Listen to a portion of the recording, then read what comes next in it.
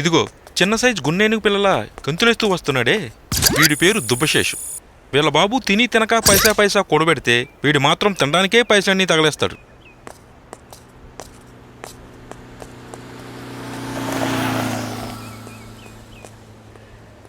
అనా పున్నేనుగుడు వస్తున్నాడనా? అనా ఏనుగు వచ్చేస్తుంది. వెనకాల 2 గుంటనెక్కలు కూడా వస్తున్నాయా? ఆ, ఆ. నమస్తే అన్నా.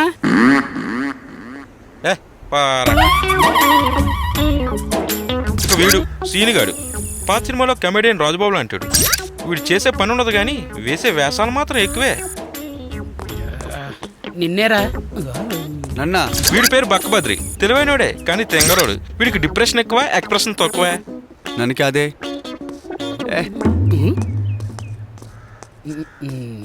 ఇక్కడ ఏదో పడినట్టుంది. ఎక్కడుందా?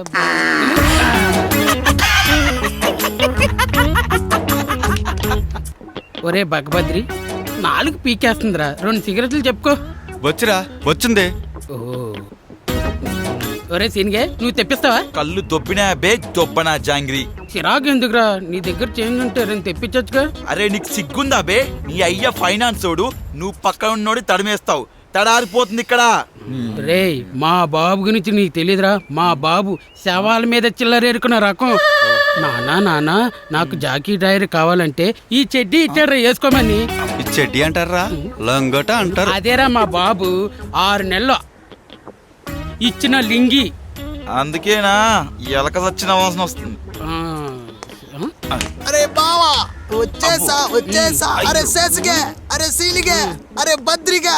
కచేరీలో కోతుల స్టెప్పులేస్తూ వస్తున్నాడే, వీడి పేరు రాజా.